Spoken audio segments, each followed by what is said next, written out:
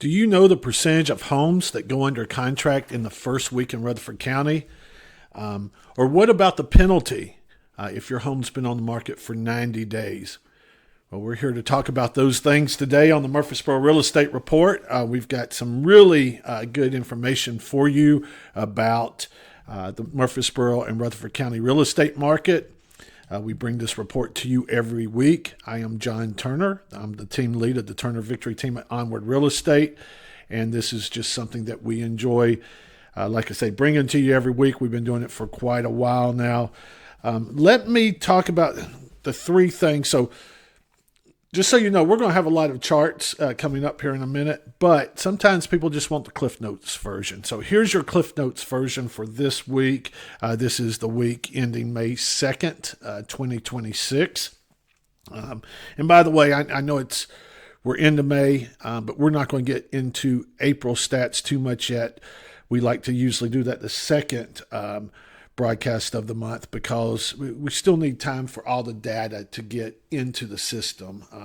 With the end of the month being on a Thursday, sometimes that data is not in there till Monday or Tuesday. So we'll work on that next week. But here's your three things that you need to know about the Murfreesboro and Rutherford County real estate market right now. First of all, 31% of homes sell in the first week in Rutherford County. 31%. So if you go on the market, 1 out of every 3 homes that goes on the market actually goes under contract the first week. That may surprise you. Conversely, 20% of the homes take over 90 days to sell. And we've got a chart that we've added to our whole list of charts that we've got here that we're going to go over today. And I think it puts a lot of things in perspective. If you're a seller, it will help you understand what's going on with the market. And if you're a buyer, I think that it's going to help you understand where your opportunities are as well. So the second thing you need to know about the Rutherford County real estate market right now is that if your house is on the market for 90 days or more, there is a price penalty. It is a dollar penalty for being on the market that long. And that penalty on average is 7% of your original list price. So if you list for, easy math for me, for $400,000 and you're overpriced, so you sell on the market for over 90 days, you're looking at a 7% penalty on average, which is about $28,000. So that is real money. We'll make sure you price correctly from the start. The third thing you need to know about this week it's a twofold thing. Number one, inventory dropped. It actually dropped quite a bit, 2.4% over last year, but down quite a few units over what we were just last week. I don't know how much of that has to do with it being the end of the month, and don't really know, have not gone in to analyze that specifically, but it definitely, when you look at the chart, you'll see that drop. But in conjunction with that, pendings increased 27% year over year for this week. So pendings were up 27%. As a matter of fact, for April, this is an April stat we do have for you. Pendings across the board, all things, whenever I say all things, I'm talking about homes, site-built homes, single-family homes, whatever, townhomes, condos.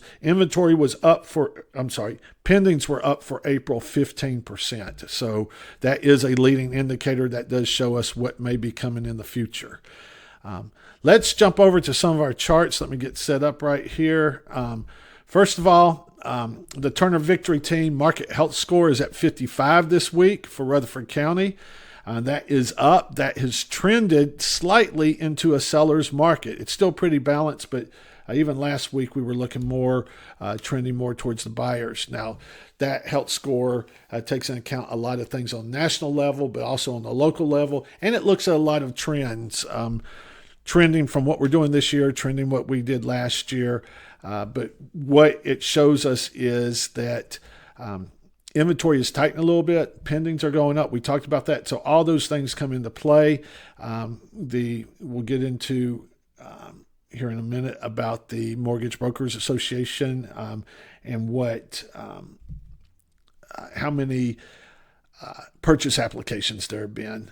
But it's all very interesting. But let's look at just our chart right now. I'd like to try to make this screen just a little bit like that, and hopefully you could still see it, but this way you could see the entire chart. 1,406 homes on the market. 36% of those are new construction. 144 new homes came on the market. We're approaching 50% of all the inventory coming on the market is new construction. 143 pendings. If you look at all that together, we have a 3.43 month supply of inventory. As you can see, under 500 is in the green, which means it's still moving at a relatively fast pace. 500 to a million is in the yellow, which basically represents a balanced market. Then once you start getting above a million, we are in a buyer's market there. So that's that chart. Let's make this a little bit bigger. Now look at this, the active inventory. We're looking at the orange here, and this is what I was talking about. Big drop. Last week, 1,486 homes on the market. This week, 1,406. So that's a drop of 80 units. A lot more than what we're used to seeing most weeks. We did have a quick rise over here about 3 weeks ago, which represented about 80 as well. So a couple of times this month we've seen it, but for the most part, it's been pretty steady. So that did jump out at me a little bit this year. That means that our inventory levels are getting closer to what they were this time last year, 1,315 versus 1,406. So not nearly as big of a gap as what we've been seeing most of the year. Where we look at our month supply, that really impacted our month supply, and you could see that dropped down. Last week we were at 3.66. It drops it down to 3.43 and puts it not that far from the 3.14 this time last year. This is 1 week, folks. It's not a trend yet, so I'm not going to put a lot of stock in it, but it is something we're going to watch over the next few weeks.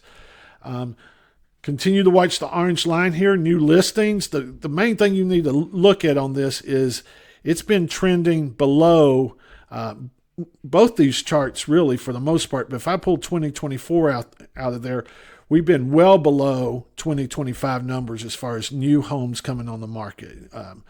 So I'm not talking about new construction. I'm talking about new listings coming on the market. So we continue.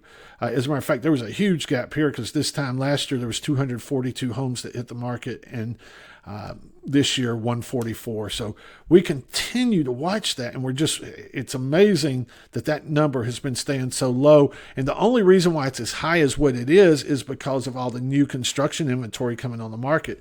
So you've got to remember that 45 to 50% of all this orange line is new construction this year. So that's a very telling story.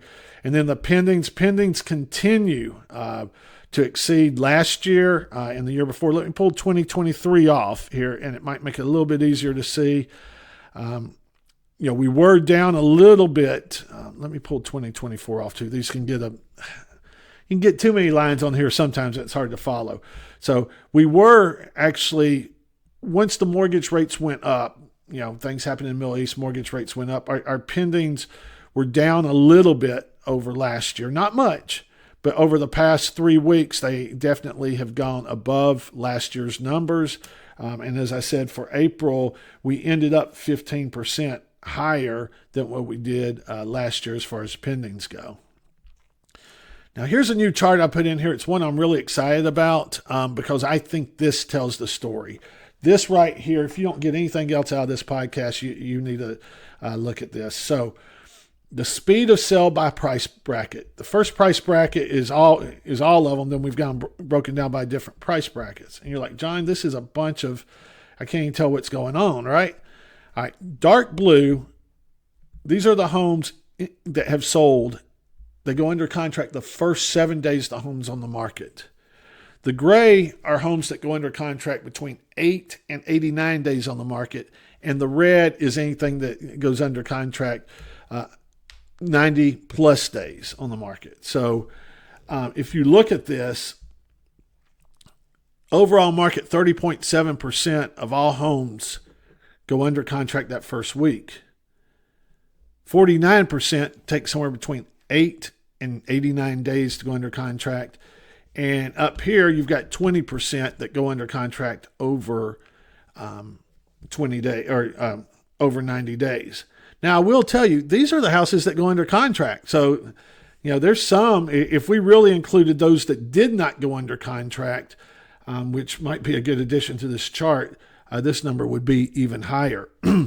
But what we have noticed, the trend we've noticed, is this gray area, this middle part right here, has gotten smaller for each price point over the past few months, which means that you have more and more houses that are going under contract that first week and more houses that are going under contract 90 plus days. The middle ground is not, like I say, it's shrinking. Kind of like they say the middle class is shrinking. The middle ground is shrinking. So it's either the haves or the have-nots really on this. So now what does that mean? Because that's a lot of that. Well, here's one more chart for you that kind of piggybacks on that. These are the price. So we look at the original list price, not the MLS list price, but what was that house listed for when it first hit the market? And what did it sell for? What percentage of that price did it sell for?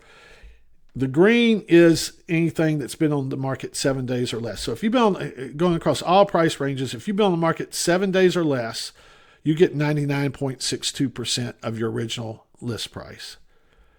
If you're in that middle category, 8 days to 89 days, you get 93.32% of your original list price.